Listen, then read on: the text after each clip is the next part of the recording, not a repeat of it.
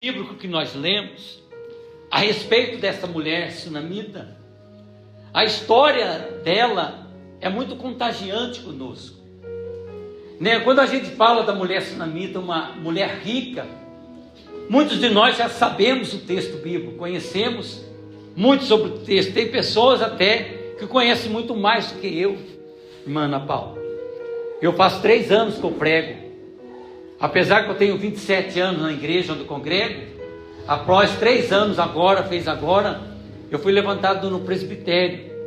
Porque todo mundo que olhava para mim já via, irmão, o levita está chegando, já me dava oportunidade para louvar.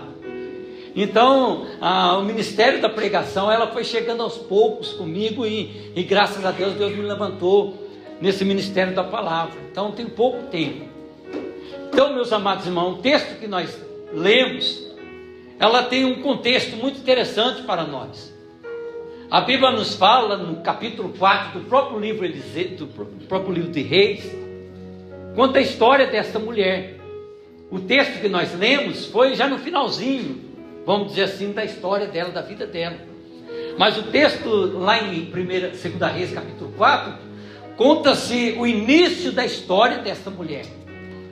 A Bíblia nos fala que Eliseu, o profeta, que foi depois do profeta Elias, ele ia para uma cidade chamada Sunem. E ele sempre passava por aquela cidade. E esta mulher, ela sempre visualizava e via ele passando sempre de frente ou na rua da sua casa. E ela observava a ele, o seu comportamento, e certa feita ela fez um convite para o profeta Eliseu: olha, vem e toma aqui um lanche, um café. E a Bíblia vai dizer no capítulo 4 de 2 Reis, e todas as vezes que Eliseu passava por ali, ele entrava na casa dela, dessa mulher rica, e tomava um lanche, tomava um café. E certa feita, esta mulher sunamita diz ao marido dela, que estava querendo construir um quarto, um sobradinho, um quarto no 2º andar, para que todas as vezes que o profeta Eliseu viesse passar por ali, entrasse para dentro daquele quarto e passasse a noite ali, relaxava, descansava. Ela conversou então com o seu esposo, e o seu esposo concordou com esse feito. Ela então fez um quarto, um pequeno, a Bíblia fala que foi um pequeno quarto, para que o profeta ali dormisse. O mais interessante desse texto é que essa mulher, ao olhar para o profeta, ela disse para o esposo: este é um santo homem de Deus. A Bíblia ela não é escrita por acaso. Não foi um ser humano que escreveu pela sua própria vontade, mas foi inspiração do Espírito Santo que deu a escrever ela. Então esse texto ele não está por acaso. Um santo homem de Deus. O que nós aprendemos aqui é que na observação desta mulher, ela notou que o comportamento deste homem, deste profeta, era digno de que ele entrasse para dentro da sua casa. O que me faz eu entender é que esta mulher, ela não foi levada pelo exterior, ela não foi levada pela emoção. Aleluia! Como muitos de nós somos. Às vezes nós olhamos o homem por lado de fora e não conhecemos o homem ou a mulher por lado de dentro. E quando ela citou um santo homem de Deus, porque ela conhecia o comportamento deste homem. O que nos alerta, Bispo Estefânia, é que nós não devemos confiar em todo mundo. Não é porque tem uma boa oratória, sabe pregar bem, sabe cantar bem, sabe falar bem, que nós, no nosso olhar, nós já julgamos: olha, é uma bênção de Deus, é um profeta de Deus. Mas ela só teve essa certeza porque constantemente ela observava, ou seja, ela conheceu o fruto que estava na vida do profeta, para depois fazer o convite para que ele estivesse em sua casa. É uma alerta que Deus traz para você e para mim. Porque nós somos levados a se encantar pelo exterior. Pelo um terno bonito, uma gravata interessante. E muitas pessoas têm entristecido, até mesmo afastado da casa de Deus, porque tem se levado por pessoas que têm uma boa oratória, falácia muito boa. Mas esta mulher não. Essa mulher, ela mostra para nós que primeiro nós temos que observar a árvore. E ver na árvore o fruto que ela tem, e provar o fruto e saber se é bom ou não. E quando ela conversou com seu esposo para construir um pequeno quarto, mostra para nós nesta noite que o profeta, que ele tem um fruto pelo Espírito Santo de Deus, ele não se importou com o tamanho do quarto. Ele não se deixou se levar se era um quarto grande ou se era um quarto pequeno.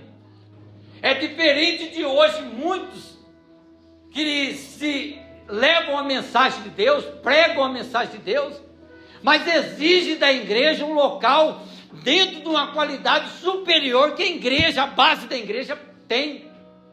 Quando ela disse, vamos construir um pequeno quarto, sabe o que me faz eu entender? É que muitos dias de hoje, primeiro perguntam aonde que eu vou, qual é o tipo de quarto que eu vou ficar, qual é o hotel que eu irei, qual é o carro que vai me buscar, qual é o custo que vai me dar.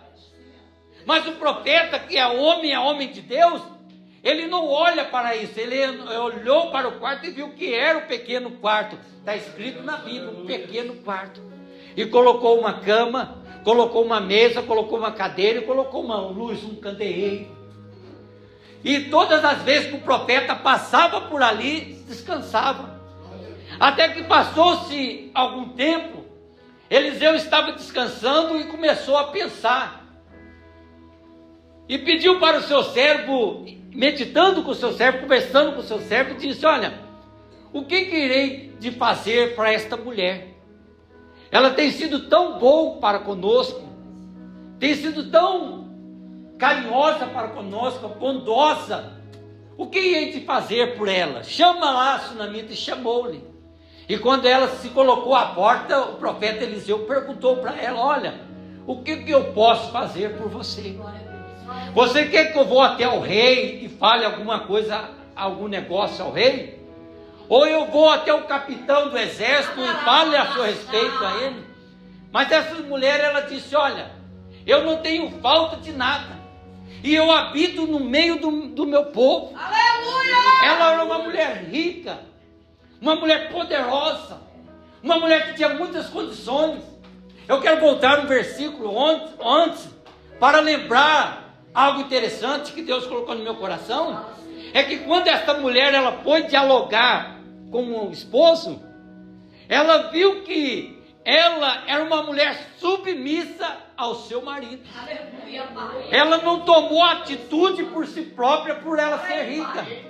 É coisa que nós vemos nos dias de hoje. Eu tenho posse, eu tenho condições, o salário é meu, eu trabalho no meu suor, eu posso comprar, eu posso fazer. Se você não concordar e não concordar, para mim não muda nada. Mas ela não, ela foi conversar com o esposo. Ela sabia que o sacerdote de casa era o esposo. Ela reconhecia que o cabeça de casa era o esposo. Por isso que no nosso meio, muitas das vezes, vemos mulheres, abatidas, com semblante triste, porque ainda não conseguiram entender que mesmo seu esposo, não sendo ainda deste povo, ainda ele é o cabeça de casa e você é submissa a ele. É conversando, é dialogando. Então ele chama ela para perguntar para ela se podia ajudar ela em alguma coisa. Ele falou, não, eu estou no meio do meu povo, eu não tenho falta de nada. Mas aquilo incomodou o profeta Eliseu. Até então Eliseu vai ali e conversa com Geazi. O que eu hei de fazer por esta mulher? O Geazi é o tipo daquele cristão que entra na igreja e começa a observar tudo. Ele começa a observar e olhar tudo do seu jeito. E ele diz para o profeta Eliseu: sabe, Eliseu, esta mulher, ela não tem filho, e o seu esposo já é velho. Então o profeta pede para chamar novamente e diz para ela: dentro de 1 ano você vai abraçar uma criança. Dentro de 1 ano você vai abraçar um filho. Sabe o que me faz refletir nesse texto? É que quando ela, imagino eu, ela casou, fez toda aquela cerimônia de casamento, todo aquele sonho, todos os projetos, talvez ela escreveu no papel: olha, eu quero assim, vai ser assado. Mas foi passando o tempo, o desejo de aquilo ser realizado, de abraçar uma criança, entrou ano e saiu ano, e não podia, passou-se muito tempo, ela desistiu, ela parou, né? Ela se fechou ao ponto de dizer para o profeta: não, eu não preciso de nada. Mas o homem que estava com Eliseu disse a ela: não tem filho. Glória a Deus, aleluia. E o profeta diz: ó, daqui 1 ano você vai abraçar uma criança. E passou-se 1 ano, ela abraçou então um menino. Uma outra das lições que nós aprendemos nesta noite é o poder da gratidão. Aleluia! É o poder da gratidão que nós devemos ser diante de Deus. Aleluia, Deus. Eu olho para a minha vida, observo isso, quanto eu sou grato a Deus. E você olha para a sua vida e vê o quanto você tem que ser grato a Deus. Aonde você estava, aonde você está hoje. Glória a Deus. O que Deus fez na sua vida, Deus preservou a sua vida. Nesse tempo de Covid, Deus preservou você e você está aqui porque Ele te guardou. Então você tem que ser grato a Deus. Você tem que honrar a Deus, honrar a obra de Deus. Aqui nós estamos nesse templo, eu fiquei maravilhado de ver a beleza que Ele está. Da outra vez que eu estive aqui, né, tinha uma poça d'água enorme ali dentro, uma chuva, parecia um chuveiro aqui dentro. Mas isso é Deus mostrando para mim, para você, que eu posso estender a mão e ajudar esta casa, ajudar esta obra, é ser grato a Deus. Chegar na bispa e falar: bispa, o que eu posso ajudar aqui? Eu não tenho dinheiro para comprar um forro, mas um pedacinho eu tenho. Não posso ajudar em alguma coisa. É você ser grato por tudo que o Senhor tem feito por você. Aleluia. Eu cheguei numa situação, irmãos, de ir na minha igreja. Eu congreguei 27 anos, estou lá, 27 anos. Eu cheguei lá no Guaçumirim a pé, morando no Jimirim, eu fui a pé, irmãos. E você olha para o que eu tenho hoje, e eu tenho que ser mais do que grato a Deus. Abrir a mão para a obra de Deus. Então não feche a sua mão, abre a sua mão, que quanto mais você dá, mais Deus abençoa você. E após um ano, aquele menino foi crescendo. E quando ele cresceu, ele foi ao pai que estava no campo, trabalhando. A Bíblia está dizendo isso. E quando ele chegou no campo, ele começou a doer a cabeça. E começou a gritar: ai minha cabeça, ai minha cabeça. Aí o seu pai pega aquele menino, coloca na mão de um dos seus servos e diz para ele: olha, leva lá na casa da mãe, lá no colo da mãe. Sabe o que nós aprendemos nisso? Que o pai estava na seara, estava trabalhando. Nós aprendemos que todas as vezes que você, né, põe o seu coração, ou propõe o seu coração de trabalhar na obra, de estar na seara de Deus, com toda certeza você vai ter dor de cabeça. Porque você vai lidar com pessoas, você vai lidar com homem, com mulher. Então, por você estar na obra de Deus, muitas dores de cabeça você vai ter. Mas o Senhor, Ele vai levar você lá na mãe. E vai pôr no joelho da mãe. É o texto que está falando. O texto está dizendo: a mãe significa a igreja. Quando você tiver luta, fala: olha, bispa, eu estou na frente desse departamento, mas eu estou com a dor de cabeça, eu não aguento mais. Daí você levou lá na mãe, a mãe vai dizer assim: vamos pôr de joelho então. Aí a igreja ora, intercede. Aleluia! Glória a Deus. Daí passou-se o tempo, por causa daquela dor de cabeça, o menino faleceu. E na medida que o menino faleceu, ela pegou, foi até o profeta, nós já conhecemos bem a história. Daí o profeta foi até o quarto onde estava deitado o menino e ressuscitou aquela criança. Glória a Deus, aleluia, Jesus. Porque Deus é um Deus de milagre. Deus é um Deus que faz, que realiza, que cumpre aquilo que Ele falou e determinou. Porque Ele não é homem para que minta, e nem filho do homem para que se arrependa. Ele ressuscitou aquela criança. Aleluia! E a bênção foi repleta na vida daquela mulher. Meus irmãos, aquela mulher que estava naquela agonia, naquela tristeza. Olha, profeta, eu não tenho falta de nada. Eu posso imaginar ela no terraço. Essa história é longa, mas eu vou resumir o máximo. Ela podia estar lá no terraço, como a irmã falou, lá no terraço, olhava aquelas casinhas, né? Que eu fui já no Rio de Janeiro várias vezes, viu, mano? Eu fui lá em Parada de Lucas, que as minhas irmãs eram de lá, 3 irmãs, e eu vi aqueles barracos esquisitos, sabe? Para nós que moram aqui, olha lá, é tudo esquisito, aqueles barracos, aquelas vielas pequenininhas, né? Tudo desajustada, né? E aquela mulher, eu posso imaginar essa mulher rica, quando ela ia lá no terraço, olhava lá, via aquele barraco tudo remendado, e olhava o varal cheio de roupinha de neném, né? Um velotrol virado de ponta cabeça, e ficava questionando com Deus: Deus, eu posso cuidar bem do meu filho, eu tenho condições, se o Senhor me der uma criança, eu tenho condições de dar o melhor, mas aquela que tem um barraco, não tem onde cair morto, olha, o Senhor concedeu não uma, mas 2, 3 filhos, chega até 7, aí chega um determinado ponto da vida que ela fala o quê? Não acredito mais não creio mais não tenho falta de nada não, profeta, mas Deus abençoou ela, porque de bom grato ela abençoou o profeta. Para nós entrar no texto e fecharmos ali, vai dar 9h20, e chegou certa feita que Deus revelou o profeta Eliseu, dizendo: olha, eu vou mandar uma fome na terra, 7 anos de fome. E o profeta chegou até essa mulher sunamita e falou para ela: olha, você pega o seu esposo, a sua família, e saia deste lugar, porque Deus decretou. Quando Deus decreta, não tem homem que revogue. E Deus decretou que vai haver uma fome aqui de 7 anos.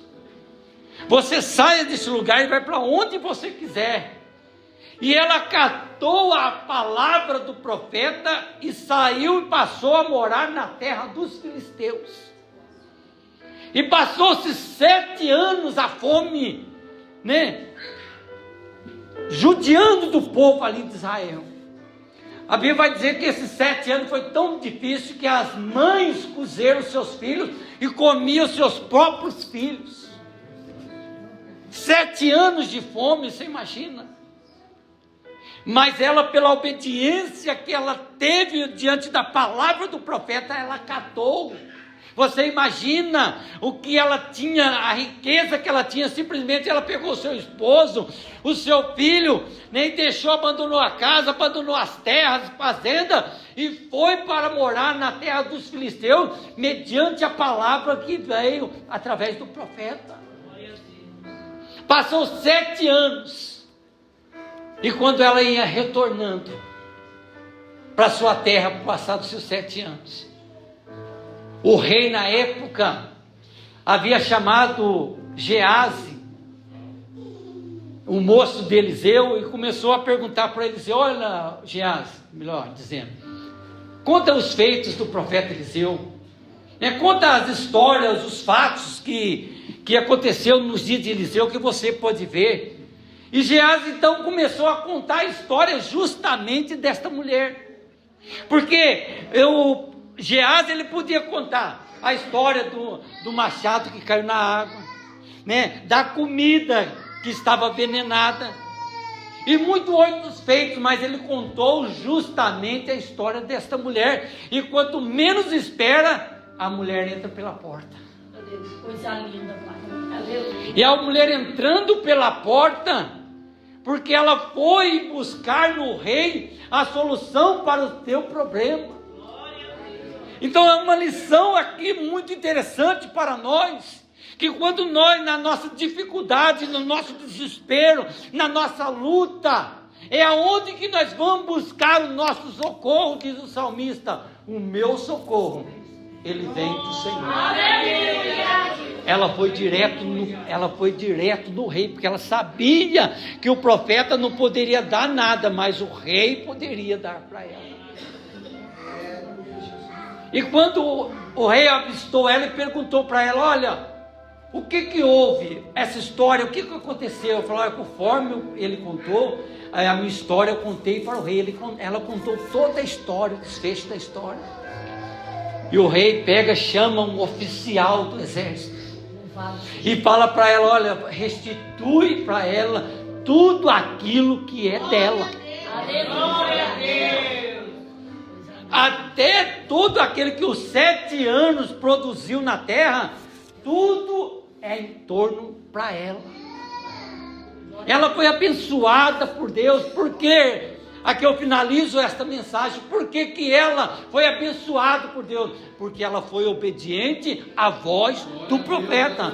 Porque ela foi buscar no rei a solução para o teu problema. Então aqui está o segredo para você. É você ser obediente à palavra de Deus. É você andar no trilho, na reta, no caminho, na obediência, no estatuto, na lei do Senhor. E você vai ver o que Deus vai fazer com você.